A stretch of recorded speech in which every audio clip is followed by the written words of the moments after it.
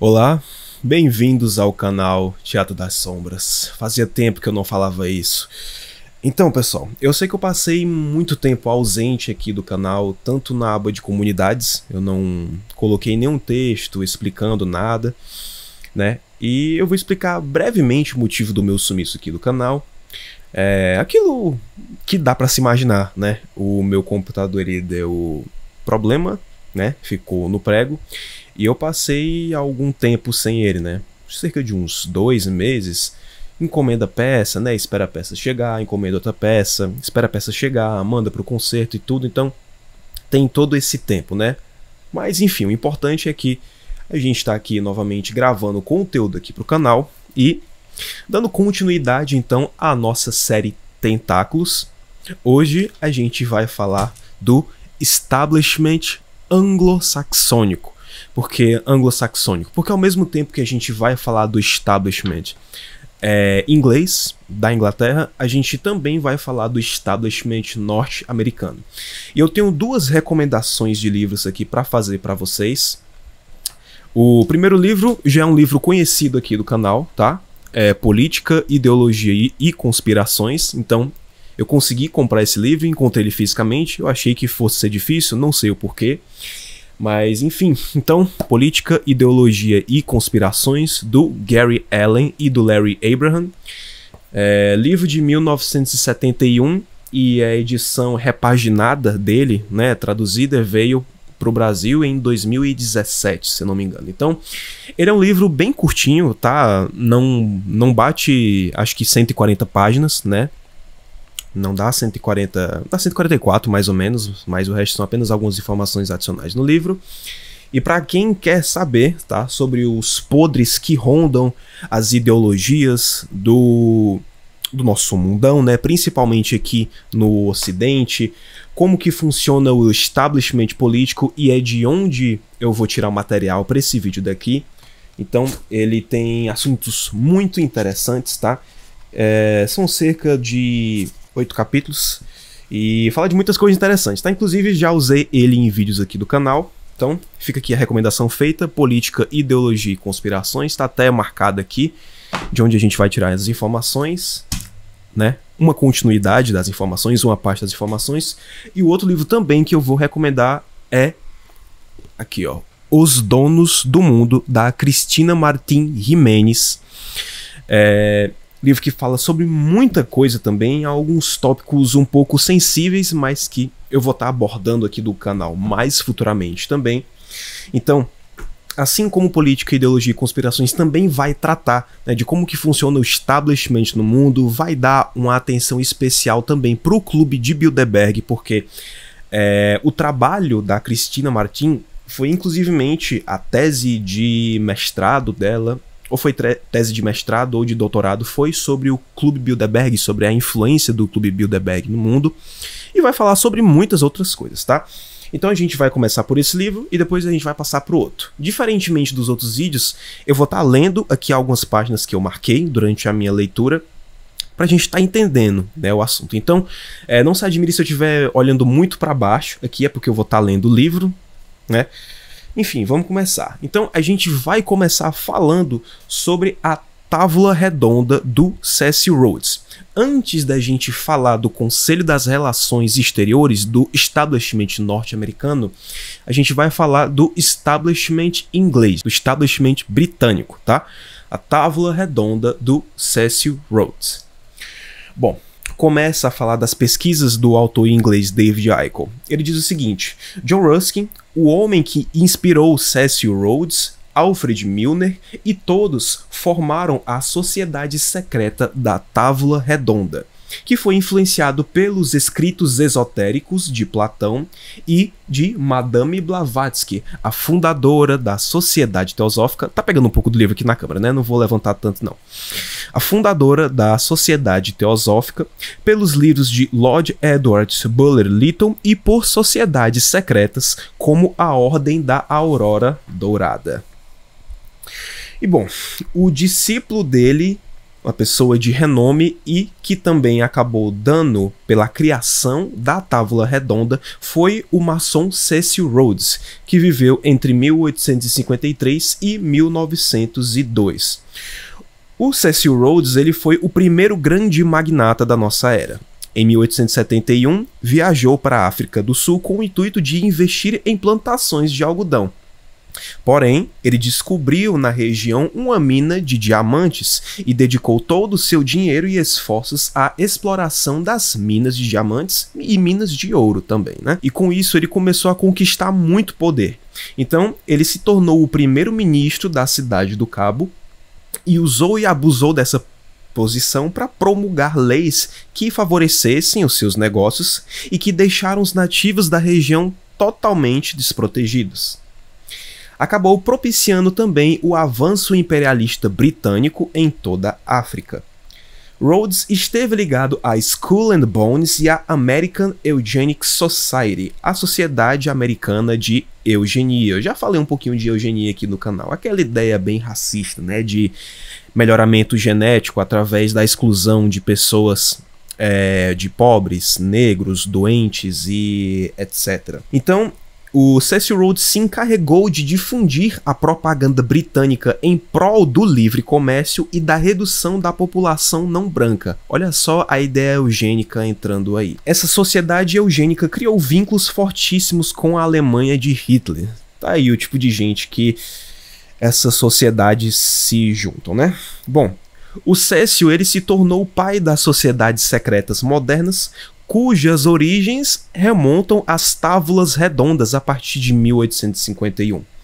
E entre 1910 e 1915, os grupos dos Cavaleiros da Távola Redonda se espalharam pela Grã-Bretanha, África do Sul, Canadá, Nova Zelândia, Austrália, Índia e Estados Unidos. As Távolas Redondas, criadas a partir dos Illuminati e da franco-maçonaria, eram estruturadas na hierarquia piramidal de círculos internos e círculos externos. O primeiro era chamado de Círculo dos Iniciados e dos Eleitos, enquanto que o externo recebia o nome de Associação dos Ajudantes. Os endinheirados britânicos Lord Milner, alto comissário na África do Sul, e Lord Victor Rothschild pertenciam ao Círculo Interno. De acordo com o ex-agente do Serviço de Inteligência britânico, o Dr. John Coleman, com a riqueza obtida pelo controle do ouro, dos diamantes e do narcotráfico, os membros da Távola Redonda alastravam-se mundo afora para assumir o controle das políticas fiscais e monetárias, além da liderança política em todos os países onde atuavam. A Távola Redonda por si só é um emaranhado de empresas, instituições, bancos e sistemas educacionais e demandaria um ano de trabalho para esclarecer a sua estrutura. Então a gente vê o quanto de influência que a Távola Redonda tem. E a gente vai ver esse comportamento assim como no Conselho de Relações Exteriores, no CFR também. Tanto o RIA, né? Já a gente vai falar do que é essa Fundação RIA bem brevemente, mas tanto o RIA quanto o CFR foram fundados pelo Coronel Edward Mandell House. E há quem diga também que o Coronel House foi o verdadeiro governo dos Estados Unidos durante o mandato de Woodrow Wilson. Aquele mesmo mandato em que a outorga do presidente Wilson acabou criando-se o Banco Central dos Estados Unidos, o Federal Reserve, que no vídeo passado eu trouxe, né, eu mostrei como que esses bancos centrais, não só dos Estados Unidos, mas os bancos centrais onde eles se instauram, ficam responsáveis por literalmente controlar toda a economia dos países. E quando eu digo controlar, não é no sentido bom, não é no sentido de gerir adequadamente a economia, mas sim decidir se a economia vai ter um boom, um crescimento ou um déficit, se vai ter uma inflação, se vai ter depressão e afins. Bom, e o Conselho das Relações Exteriores foi criado em 1921 pelo Coronel Edward Mandell House. Novamente, o Mandell House com influência aqui. O CFR foi criado para substituir a Távola Redonda. O Banco Morgan foi que arcou com a maior parte do financiamento. Oficialmente, o Conselho de Relações Exteriores se define como um centro de pesquisas voltado para as relações internacionais. De acordo com o site da organização, as reuniões são sessões fechadas de alto nível para debater sobre defesa e temas militares, direitos humanos, ciência, tecnologia, globalização e a incidência da opinião pública na política e na sociedade. Porém, a conclusão desses debates não são publicadas, assim como é no Clube de Bilderberg, que mais à frente eu vou estar falando aqui no canal também. Por trás da aparência inofensiva do CFR esconde-se uma organização paramaçônica poderosa e um dos pilares para a concretização do governo mundial. Justamente, esses autores, essas pessoas que estão por trás dessas sociedades paramaçônicas e afins, eles são abertamente adeptos à ideia de um governo global, né? De uma nova ordem mundial. O CFR está, por exemplo, acima dos partidos políticos, assim como uma de suas fontes de recrutamento, a Skull and Bones. Na origem, foram incorporados à direção do CFR praticamente todo o sistema bancário internacional norte-americano, bem como os homens mais influentes do governo, da mídia, dos negócios, das grandes finanças, do trabalho, das fundações e do meio intelectual, segundo ressaltou Gary Allen. Então, em 1919, o Mandel House se encontrou em Paris com membros de uma sociedade secreta britânica chamada Grupo da Mesa Redonda, ou Távola Redonda, como quiser ser chamado, né? Para criar uma organização cuja tarefa seria doutrinar os cidadãos dos Estados Unidos, da Inglaterra e da Europa Ocidental com relação às glórias do governo mundial.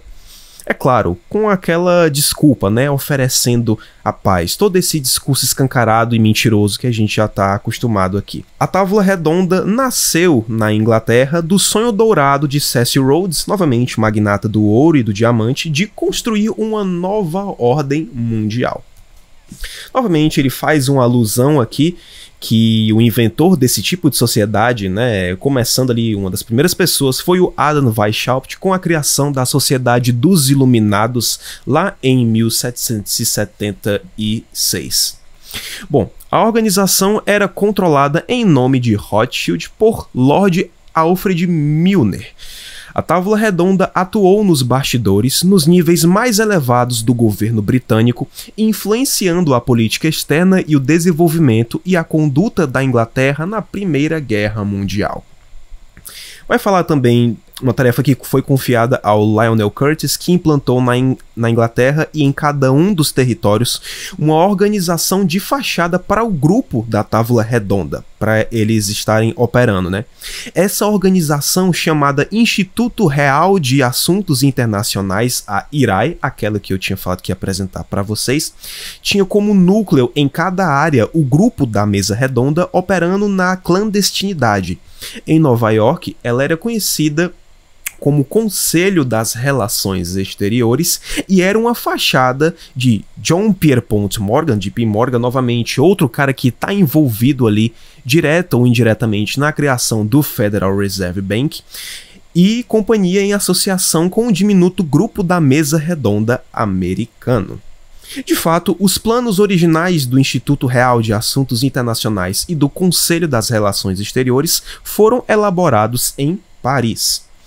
E foi o House, o coronel Mandel House, que atuou como anfitrião do grupo da Mesa Redonda, tanto o inglês quanto o americano, na decisiva reunião de 19 de maio de 1919 no Majestic Hotel, em Paris, que confiou a conspiração da criação do Conselho das Relações Exteriores. De acordo com Carol Quigley, as dinastias financeiras mais importantes dos Estados Unidos eram, além de Morgan, a família Rockefeller, Q. Lieb & Company, Dillon Read Company e Brown Bros. Harriman. Todas estavam representadas no CFR. O CFR veio a ser conhecido como o Establishment, o Governo Invisível e o Departamento de Relações Internacionais da família Rockefeller. Olha como ficou conhecido também, né? De nomes da Mesa Redonda americano, né?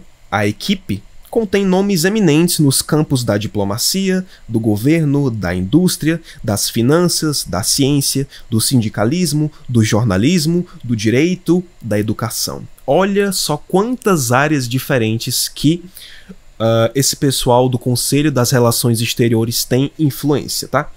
Quase metade dos membros do conselho já foi convidada a assumir posições oficiais no governo ou atuar em consultoria em algum momento. À medida em que a Segunda Guerra Mundial se aproximava, o grupo da mesa redonda trabalhava para que Hitler não fosse parado na Áustria, na Renânia, nem nos Sudetos. O financiamento da ascensão de Hitler ao poder foi realizado por meio do Mendelssohn Bank, de Amsterdã, controlado pela família Warburg, só nome conhecido aqui do canal, tá? Principalmente quem viu o vídeo sobre o Federal Reserve tá se lembrando de todos esses nomes desses banqueiros ingleses, alemães, americanos e afins. E posteriormente pelo J. Henry Schroeder Bank, com filiais em Frankfurt, Londres e Nova York. Com a mesa redonda fazendo sua parte na Europa, o CFR deu o mesmo segmento ao jogo nos Estados Unidos. Então a tábua redonda era mais voltada para a parte da Europa, apesar de sim ter influenciado a América do Norte, e o CFR, o Conselho de Relações Exteriores, ficou encarregado do controle nos Estados Unidos, na América do Norte.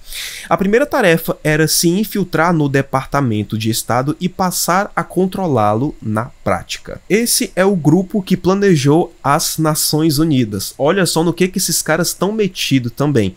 O primeiro grande passo bem sucedido na rota de um supra-estado mundial, ou seja, um governo mundial. Quando falar de governo mundial, governo global, supra-estado mundial, você já sabe qual que é o caminho que vai dar, né? No mínimo 47 membros do CFR estavam entre os delegados americanos da fundação da ONU em São Francisco em 1945.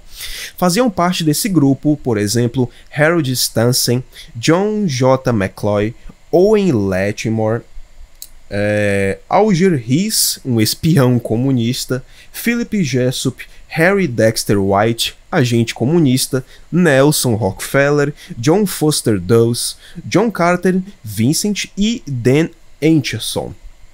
Bom, os desenhistas de cenários da grande mídia, é claro, se superaram ao pintar a ONU como uma organização voltada para a paz e não a fachada dos banqueiros internacionais.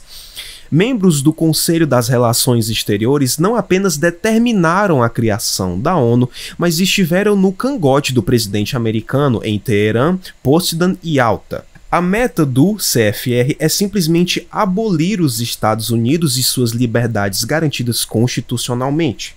O estudo número 7, publicado pelo CFR em 25 de novembro de 1959, defende abertamente construir uma nova ordem internacional que deve responder às aspirações mundiais pela paz e por mudanças sociais e econômicas. Um discurso muito vago, muito sonhador. Uma ordem internacional, um código para o governo mundial que incluiu os Estados Unidos, que denominam a si mesmos socialistas. E bom, vamos ver aqui as várias instituições que compõem o Conselho das Relações Exteriores. Temos instituições bancárias internacionais. Exemplo: K-Lib Company, Lazard Freres, aliados, os Lazard Freres aliados diretamente aos Rothschilds, Dillon Red, Lehman Bros, Goldman Sachs, Chase Manhattan Bank, Morgan Guaranty Bank, Brown Bros Harriman, First National City Bank, Chemical Bank e Trust Manufacturers Hanover Trust Bank. É claro, nem só de dinheiro vive estas grandes instituições, temos também grandes corporações. Exemplo, a Standard Oil, fundada pela família Rockefeller, IBM, Xerox, Eastman Kodak, Pan American, Firestone, US Steel, General Electric e American Telephone and Telegraph Company. Também no conselho estão homens de organizações abertamente de esquerda, como a Fabian Socialist American for Democratic Action, a Socialist League for Industrial Democracy e a United World Federalists, que defendem sem disfarce o governo mundial com os comunistas. Líderes socialistas consagrados vindos do movimento operário, como o falecido Walter Hilter, David Dubsky e Jay Lovestone. Todos eles participaram da mesma irmandade. O CFR é totalmente interligado às grandes fundações e aos chamados think tanks. Na interligação estão as fundações Rockefeller, Fundação Ford e Carnegie e os think tanks Rand Corporation, Hudson Institute, Fund for the Republic e Brookings Institute. Lembrando, passar aqui bem por cima, os think tanks são organizações ou instituições que atuam no campo dos grupos de interesse, produzindo e difundindo conhecimento, ou seja, ideologia, sobre assuntos estratégicos com vistas a influenciar transformações sociais, políticas, econômicas ou científicas, sobretudo em assuntos sobre os quais as pessoas comuns, pessoas leigas, não encontram facilmente base para análise de forma objetiva. Os think tanks podem ser independentes ou filiados a partidos políticos, governos ou cooperações privadas.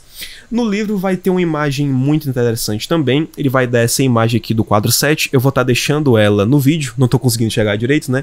Mas ele dá esse quadro 7 aqui, onde ele mostra várias instituições, mostra nomes, né?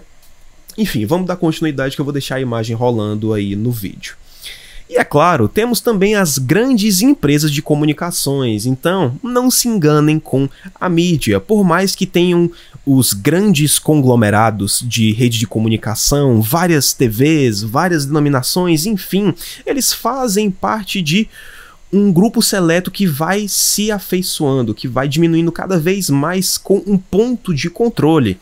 Então, vamos ver o nome de algumas emissoras aqui que fazem parte do Conselho das Relações Exteriores: National Broadcasting Corporation, Columbia Broadcast System, as revistas Time, Life, Fortune, Look, Newsweek, jornais como New York Times, Washington Post, Los Angeles Times, New York Post, Denver Post, Louisville Courier Journal e Minneapolis Tribune, os Knight Papers, as editoras McGraw, Hill, Simon e Schuster, Harper Bros, Random House, Little Brown Company, Macmillan Company, Viking Press, Book of the Month Club, a Saturday Review e a Business Week. Então, contaram aí, a gente já tem pelo menos mais de 3 ramos que a gente consegue ver a influência do Conselho das Relações. Então a gente viu os bancos internacionais, muitas instituições, como empresas de petróleo como Standard Oil, IBM, Xerox, Kodak, agora gigantes do meio de comunicação, mas não acaba por aí, tá? Bom, a maior parte das pessoas não sabe que os supostos cofundadores de gigantes como o New York Times e a NBC foram escolhidos, financiados e dirigidos por Morgan, Schiff e seus aliados. O caso, por exemplo, de Adolph Ochs, do Times, e David Sarnoff, da RCA, são exemplos desse controle. Ambos receberam aporte financeiro inicial da K-Lib Company e da Morgan Guaranty. São os desenhistas de cenários oficiais do establishment, cujo trabalho é garantir que o público não descubra o CFR, nem o papel que ele desempenha na criação de uma ditadura mundial socialista. Bom, o coronel Mendelhouse acreditava que os Estados Unidos deveriam ter 2 partidos políticos, mas apenas uma ideologia, o socialismo global. Embora existam sim diferenças filosóficas entre a base dos democratas e a base dos republicanos, para quem não sabe do que eu estou falando, nos Estados Unidos a gente tem a divisão de basicamente 2 grandes partidos, como se fosse um partido de direita e um partido de esquerda, tá? Então, aqui nós temos partido A, B, C e D, aqui no Brasil, né? Nos Estados Unidos nós temos como se fosse essa divisão dos 2 grandes partidos lá. democratas e republicanos. À medida que os degraus da escada partidária ficam mais altos, essas diferenças tornam-se cada vez menos distinguíveis até que as escadas finalmente somem por trás da cortina de notícias manipuladas pelo establishment e aparece no topo sob o controle, adivinhe de quem? Do Conselho das Relações Exteriores. E novamente o livro vem com outro quadro pra gente, aqui o quadro 8, mostrando a cortina de notícias manipuladas. E tanto faz qual seja o lado, tanto a base dos democratas, tá? Que seria o partido mais voltado com o pensamento de esquerda, tanto o partido dos republicanos, que seria um partido com uma base de pensamento mais voltada para a direita, tá? Então, não importa o lado, quem está no topo controla os dois. Eles dão a sensação de democracia, eles dão a sensação de que as pessoas podem escolher. E aí, novamente, mostra a imagem, né? Cortina de notícias manipuladas, o CFR logo acima e denominando o controle tanto do Partido Democrata quanto do Partido Republicano. Os seguintes pretensos democratas foram agentes do CFR: Jim Acheson, Alder Hiss, Adlai Stevenson, John Kennedy, Robert Kennedy, Edward Kennedy, Averell Harriman, George Ball, Henry Fowler, Dean Rusk, Aidan Yarmolinsky, Herbert Humphrey e John Lindsay. Embora seja verdade que todos os governos desde FDR foram dominados pelo CFR, o governo Nixon quebrou esse recorde ao nomear mais de 110 membros do conselho para posições-chave. Tanto a esquerda quanto a direita reconhece que Henry Kissinger foi de longe o homem mais importante do governo Nixon. Olha só, eles controlam o Partido Republicano para o CFR: Dwight D. Eisenhower, John Foster Dulles, Thomas E. Davey, Jacob Javits, Robert McNamara, Henry Cabot Lodge, Paul Hoffman, John Gardner, o Clan Rockefeller, Elliot Richardson, Arthur Burns, Henry Kissinger e Richard Nixon. Então a gente vê o quanto que essas pessoas têm controle. Verdade que todos os governos desde FDR foram dominados pelo CFR. Porém, o governo Nixon quebrou o recorde ao nomear mais de 110 membros do Conselho de Relações Exteriores para posições-chave. Então, as pessoas do conselho são nomeadas para posições-chave. Então, olha o tanto de controle que esses caras têm. Então, controle na parte educacional, controle nos partidos políticos, controle nas grandes corporações, já que as grandes corporações financiam esse controle, bancos internacionais, empresas, as gigantes do petróleo, como a finada Standard Oil, que hoje só se desmembrou, né? As várias Standard Oils se desmembraram e hoje viraram ExxonMobil, BP, Shell e afins. Empresas também do ramo de comunicação, os grandes conglomerados das redes de comunicação, partidos democrata e partido republicano. Então eles têm a chave, né, do real controle dos Estados Unidos. É claro que não fica estritamente ligado só a ele. Nos próximos vídeos a gente vai estar vendo outros tipos, vamos dizer, de sociedades secretas, né? Outros órgãos que influenciam a dinâmica de poder no mundo. Eu não vou estar dizendo qual é o próximo que a gente vai estar trabalhando, eu ainda vou decidir isso para o próximo vídeo. Mas então, esse foi o vídeo, né? Espero que vocês tenham gostado. Agora sim, oficialmente, voltamos aqui com os vídeos do canal. E lembre-se, o poder opera nas sombras.